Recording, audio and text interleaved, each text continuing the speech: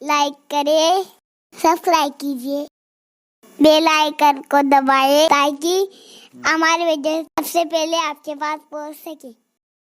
کہ تھوڑی سی مشکل اور پریشانی کو لے کر عورتیں سود کی طرف جاری، بچوں کو کھانے کے لیے کم ہے، نئے کپڑے نہیں ہیں تو سود سے پیسے لیے جاتے ہیں۔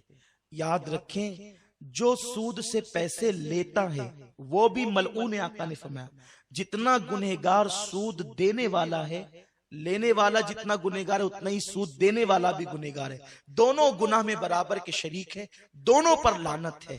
اور اب تو مسلم محلوں میں ایسا بھی ہوتا ہے کہ کوئی عورت اپنے شوہر کے پیسے جمع کر کر کے رکھتی ہے تو پڑوس کی عورت قرض مانگنے آئے تو کہتی ہے کہ اگر 10 لے جا رہی ہے تو 12 لا کر دینا، 100 لے جا رہی تو 110 لا کر کے دینا، یہ سود ہے۔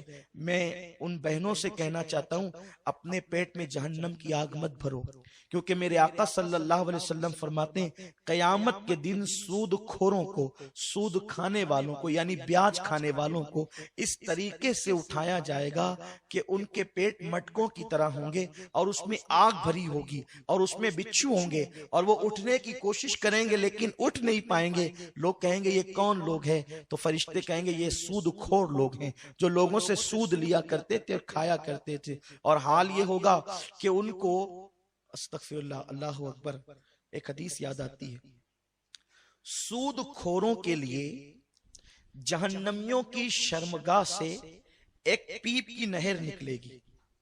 جو لوگ سود کا پیسہ کھاتے ہیں نا، یعنی سود کا دھندا کرتے ہیں، اکثر غریب بستیوں میں یہ ہو رہا ہے کہ مجبوراً کچھ نہ کچھ تو لوگ لے کے ہی جاتے ہیں، لیکن یاد رکھو مسلمانوں فاقہ کشی کرو، یہ سوچ کر کے کہ فاقہ کبھی کرنا یہ بھی میرے نبی کی سنت ہے۔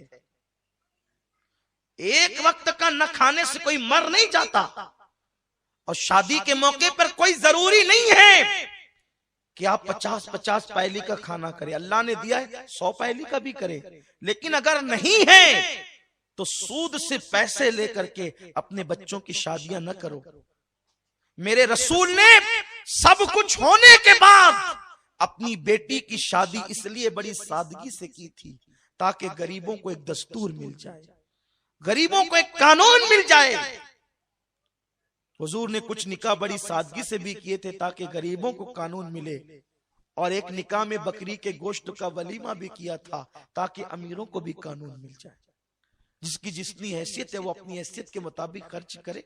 لیکن آج تو برادری میں میری ناک نہیں کٹنی چاہیے، نادان برادری کے لوگ قبر میں نہیں آئیں گے، تیری قبر میں تجھے اکیلے جانا ہے۔ اللہ سے اپنا معاملہ درست رکھو، کسی کو کسی کی برادری نے نہ عزت دی ہے نہ دے سکتی ہے، عزت تو اللہ دیتا ہے، اس لیے اس کو راضی کرو، گناہ کر کے کوئی عزت حاصل نہیں کر سکتا۔ اسلام کوئی ایسی برادری کے قانون کو ماننے کے لیے تیار نہیں ہے جو اسلام سے ٹکراتا ہے۔ قانون کسی برادری کا نہیں چلے گا، قانون تو صرف اسلام کا چلے گا، اس لیے کہ ہماری برادری اسلام ہے اور ہمارا قانون قرآن ہے، ہم مسلمان ہیں۔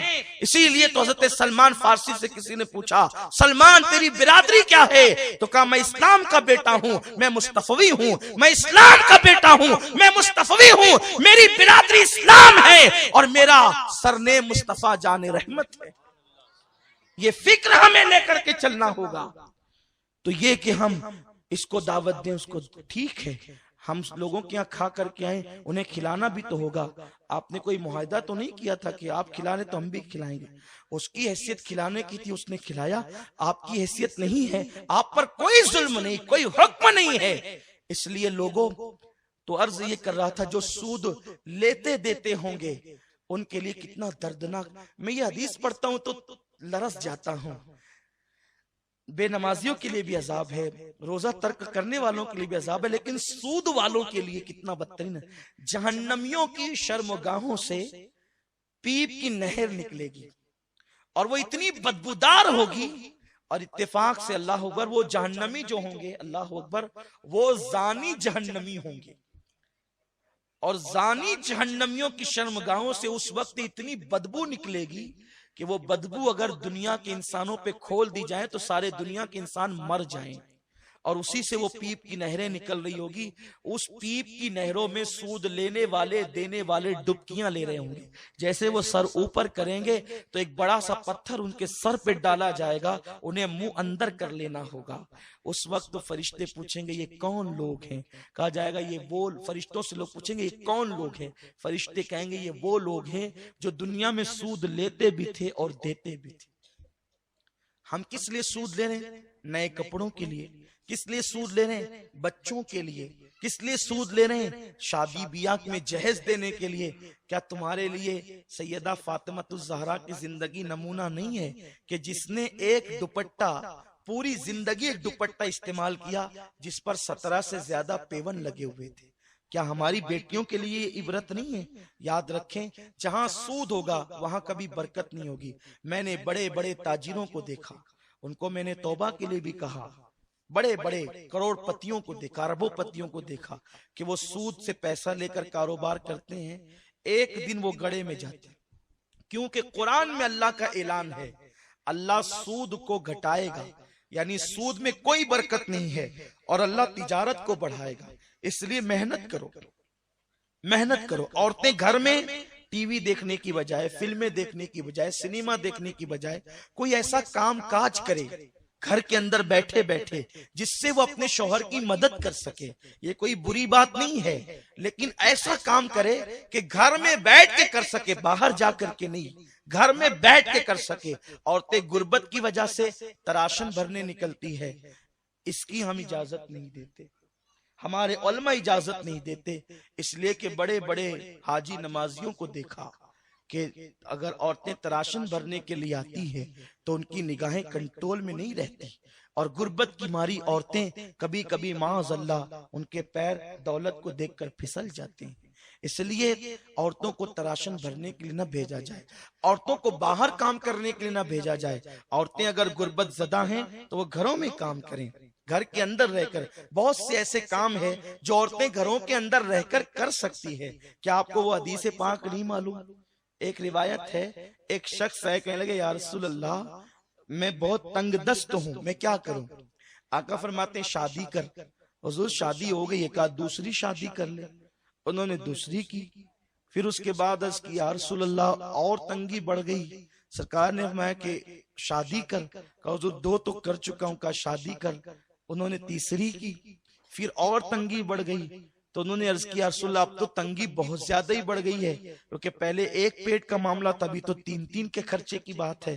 حضور نے فرمایا کہ شادی کر. انہوں نے چوتھی کی. اتفاق سے وہ چوتھی دلہن کوئی ہنر جانتی تھی, وہ آئی تو اس نے ان تینوں کو سکھایا, اور جب یہ چاروں مل کر کے وہ اس ہنر پہ کام کرنے لگے تو اللہ نے ان کو مالا مال فرما دیا. لیکن آج کوئی اس کو دلیل بنا کر ابھی 3-4 کا پلان نہیں بنائے.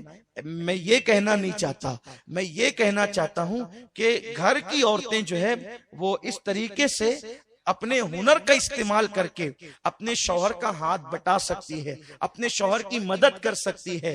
تو سود لینے سے اچھا ہے اور سود سے کمانے سے اچھا ہے کہ عورتیں اپنے گھروں میں, ہم اپنے بچپنے میں دیکھتے تھے گھروں میں چرخے ہوتے تھے, عورتیں چرخہ بھرتی تھی, اور چرخہ بھرنے کے نتیجے میں بچوں کی پڑھائی چرخے سے ہوتی تھی, عید کے پیسے چرخے سے جمع کیے جاتے تھے. لیکن اب چرخے اٹھ گئے, بلکہ چرخے کی حدیث تو حضور نے بھی بیان فرمائی ہے.